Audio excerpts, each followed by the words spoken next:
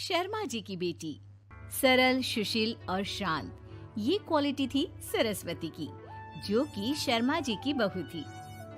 क्या है बहू, जब देखो तब किचन में खटर पटर करती रहती हो, लेकिन खाने को कुछ देती ही नहीं।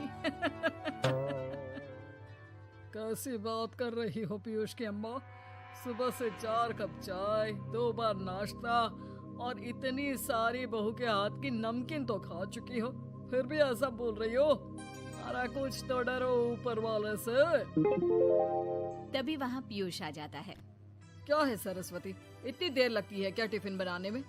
एक काम है घर का तुम्हारे पास, वो भी नहीं कर पाती हो वक्त पर। आपका टिफिन टेबल पर रखा है और नाश्ता भी, बाकी का सामान बेड पर रखा है और अब मैं मंदिर जा रही हूँ। सरस्वती मंदिर चली जाती है। उसके जाने के बाद घर में, यार माँ, कैसी गवाह लड़के से शादी करा दिया है। मंदिर, पूजा, किचन और सास ससुर के सिवा इसे कुछ दिखता ही नहीं है कि कैसे खुद को स्मार्ट बनाकर रहना होता है, कैसे लोगों से जुड़ना है, बातें करनी है, ऐश करना है। अरे पैसा बचाओ, पैसा बचाओ, और कुछ आता ही नहीं इस लड़की को। जो क्वालिटी तू गलत तरीके से बता रहा है ना, दरअसल एक अच्छी गृहिणी की वही सारी अच्छाई होती है बेटा। घर को चलाना, समाज में इज्जत दिलाना और घर वालों का ख्याल रखना, और चाहिए ही क्यों? अरे क्यों नहीं चाहिए कुछ और? लड़की ऐसी होती है कि घर आए तो पूरा घर बदल कर रख दे, सभी को खुश रखे। लेकिन बहू के अंदर तो ये सारी क्वालिटी है ही नहीं। अरे खुश तो उन्हें रखा जाता है जो खुश रहना जानते हैं। तुम लोगों को तो कोई खुश नहीं कर सकता। पिताजी, अब आप ही लोग सोचिए, क्योंकि मैं किसी और से शादी करना चाहता हूँ। आप लोगों को बहू के साथ रहना है या मेरे साथ? क्योंकि मैं अब इसके साथ नहीं रह सकता। मैं बहू को नहीं छोड़ सकता। उसके मरते पिता को मैंने वादा किया था कि मैं उसे बेटी बनाकर रखूंगा। तो ठीक है ना माँ, तैयार कर ले अपना सामान, हम दोनों किसी और घर में रहने चलेंगे तेरी नई बहू के साथ। अरे हाँ बेटा, वही ठीक है, लेकिन मैं तेरे पिता के बिना भी तो नहीं रह सकती। तो मेरे बिना रह सकती हो?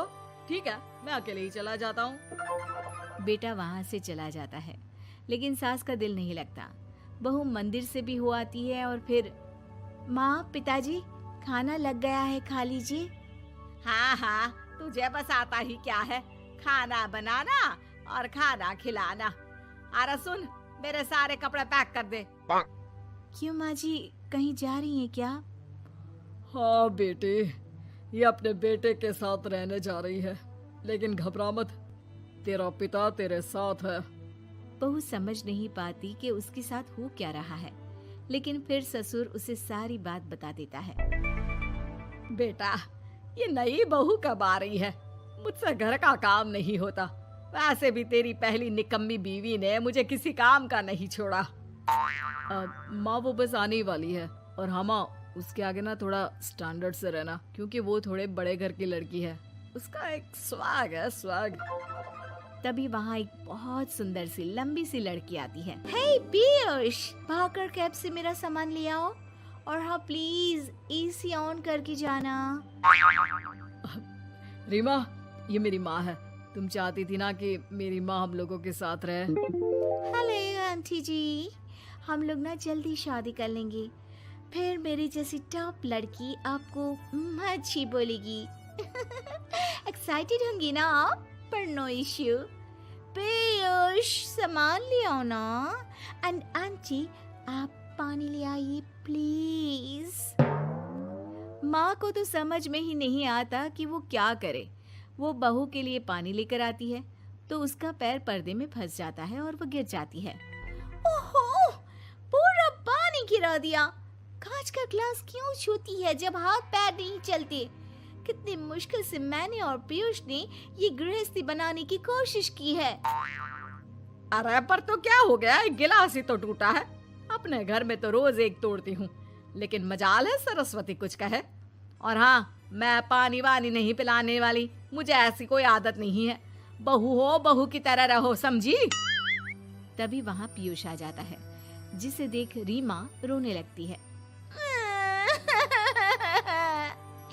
देख लो अपनी माँ को। ऐसी खरी खोटी सुना रही है। और अभी तो मैं आई हूँ, थक गई थी, बस पानी क्या मांग लिया। कह रही है बहू हो, बहू की तरह रहो।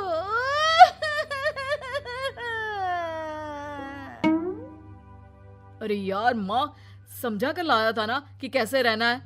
माँ ऐसा करोगी तो मैं भी नहीं रख पाऊंगा तुमको हमारे साथ। वैसे भी आप ये समझो कि रीमा ने खुद कहा था कि माँ को साथ रखना। अरे हाँ हाँ बेटा, वो सिर्फ इसलिए कि मैं घर का सारा काम करूं, बैठे बैठे इस महारानी को खाना पानी दूं। वैसे भी मैं जा रही हूँ, मुझे तो इस लड़की की शक्ल भी अच्छी नहीं लग रही। मेरी सरस्वती के आगे तो ये कुछ भी नहीं है। निकलो निकलो यहाँ से। मैंने सोचा था बिना पैसे का नौकर मिल जाएगा, लेकिन नहीं, कुछ लोगों को आदत होती है फ्री की रोटी खाने की। निकलो यहाँ से।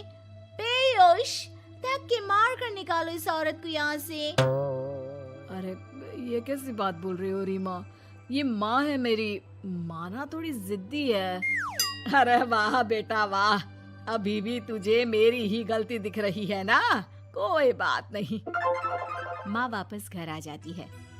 बहू, मुझे माफ कर दे बेटा, वो तो शैतान का नानी है। माँ, मैं उनके बारे में कोई बात नहीं करना चाहती। ये मेरा मायका है। अब आप लोग मेरे माता पिता। मैं हमेशा यहीं रहकर आप लोगों की सेवा करूंगी। नहीं नहीं बेटा, हम करेंगे तेरी शादी किसी अच्छे लड़के से। अरे कोई जरूरत नहीं है, मैं देख कर आई हूँ जो हालत है ना पीयूष की, वहाँ नहीं टिकने वाला ज्यादा दिन। ना टिके वो उसकी मर्जी, लेकिन मेरी बेटी इतनी गई गुजरी नहीं है जो उसे कभी भी छोड़ो और कभी भी वापस आ जाओ तो वो तुम्हें अपना ले। अब ज्यादा ही हो रहा है आपका। माना मैंने गलत किया बहू के साथ, लेकिन वो उसका पति है। और फिर कहावत है ना, सुबह का भूला शाम को वापस आ जाए तो उसे भूला नहीं कहते। तभी वहाँ पीयूष आ जाता है। माँ, वो भूला आ गया, मुझे माफ कर दो। सरस्वती के जिस गुण को मैं सही नहीं मानता था, दरअसल जीवन को सही तरीके से जीने के लिए वही गुण होने चाहिए। मुझे माफ कर दो सरस्वती, मैं आज के बाद तुम्हें और पापा को छोड़कर कहीं नहीं जाऊंगा। और मुझे भी बेटा। बेटा जहन्नुम में भी जाए तो उसके साथ रहने को तैयार हो जाए, वही तो माँ होती है। मुझे माफ कर दो माँ।